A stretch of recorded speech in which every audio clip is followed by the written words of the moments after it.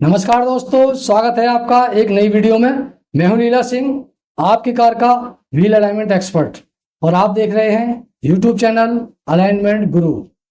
तो दोस्तों, आज की वीडियो में हम बात करेंगे ट्यूबलेस टायर लीकेज प्रॉब्लम के बारे में। आप तो जानते ही हैं कि आजकल हर गाड़ी में ट्यूबलेस टायर आता है, और ट्यूबलेस टायर से क्या फायदा है कि ट्यूबलेस टायर में अगर पंचर होता है तो हमारी जो एयर टायर की एयर है वो नहीं निकलती है जल्दी से, और टायर हमारा चलता रहता है, यानी गाड़ी चलती रहती है। और जैसे ही थोड़ा बहुत हवा कम हो जाती है, फिर उसको हम एयर भरवा लेते हैं और फिर चलते रहते हैं।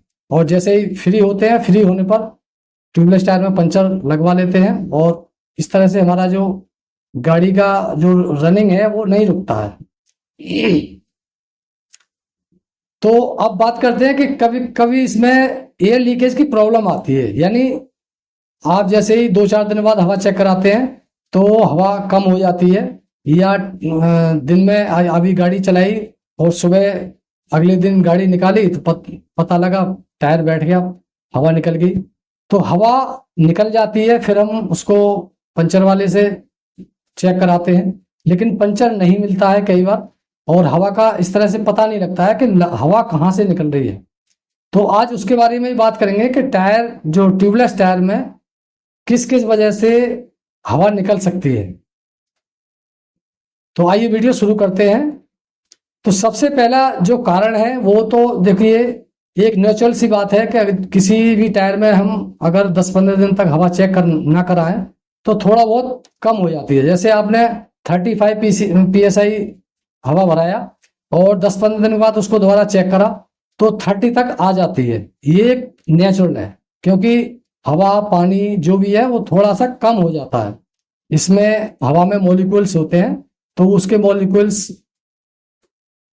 कम हो जाते हैं, यानी हवा का जो प्रेशर है वो कम हो जाता है। ऐसे आपने देखा होगा, आप पानी को भर के रख दीजिए, वो भी 2-4 दिन के बाद कम हो जाता है, यानी सूख जाता है, उड़ जाता है। उसी तरह से हवा का जो निकलना है वो एक नेचुरल है, वो भी कम। जैसे आप 35 कराते हैं और 30 तक रहता है तो वो नेचुरल है।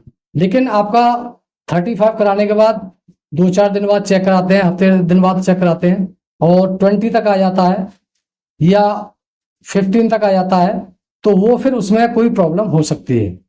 तो अब प्रॉब्लम क्या क्या होती है इस चीज के बारे में जानेंगे। तो सबसे पहले जो प्रॉब्लम होती है वो होती है टायर से, यानी टायर में आपके में कोई पंचर हो गया, कोई नेल हिट हो गई, तो उससे हवा निकल जाएगी। उसके बाद में ये आपका कोई पंचर पहले ही लगा हुआ है और वो लीक कर रहा है, उससे हवा निकल जाएगी, ठीक है ना। कट लग जाता है, कोई टायर में कट लग गया, क्रैक्स आ गया, उससे हवा धीरे धीरे निकलने लगी। लेकिन जब हम इसको चेक कराते हैं तो वो हमें पता लग जाता है कि एयर लीकेज यहाँ से है, और वो उसको हम रिपेयर करा लेते हैं।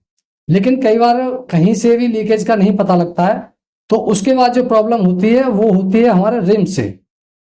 ट्यूबलेस टायर में क्या होता है, एक ट्यूबलेस टायर होता है, रिम होता है, और रिम में एक एयर वॉल्व होता है जिससे हम हवा भरते हैं। तो उसके बाद रिम से प्रॉब्लम हो सकती है। जैसे टायर का जो बीट है जो रिम से मिलता है और हवा को रोकता है, तो उस बीट से, यानी टायर जो रिम का किनारा है उससे कई बार हवा निकलने लगती है। उसका रीजन ये होता है कि रिम में रस्टिंग आ जाती है, या रिम कहीं से बेंड हो जाता है तो वहां से हवा निकल जाती है। तो इसका भी कई बार पता नहीं लग पाता है, या हमारा रिम कहीं से रस्टिंग आ गई, गल गया, कहीं से क्रैक हो गया और रिम से हवा निकलने लगी। हम टायर को चेक कर लिया पूरा, लेकिन रिम से निकलने लगी, तो रिम को इतना आदमी चेक भी नहीं कर पाता कि रिम में क्या होगा, तो हो सकता है रिम से भी इसी तरह से निकल जाती है।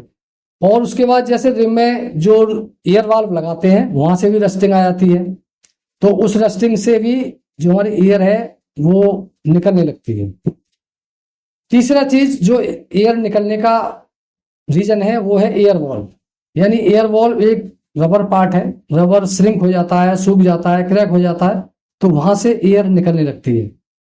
और इसके अलावा एयर वॉल्व में एक जो जहां से हम हवा भरते हैं, और एक छोटा सा वाल्व लगा होता है, जैसे हम वाल्व को दबाते हैं तब हवा एयर अंदर जाती है, तो वो कई बार स्प्रिंग होती है उसमें, वो स्प्रिंग उठी रह जाती है, जिससे हवा धीरे धीरे धीरे धीरे उसमें से निकलती रहती है।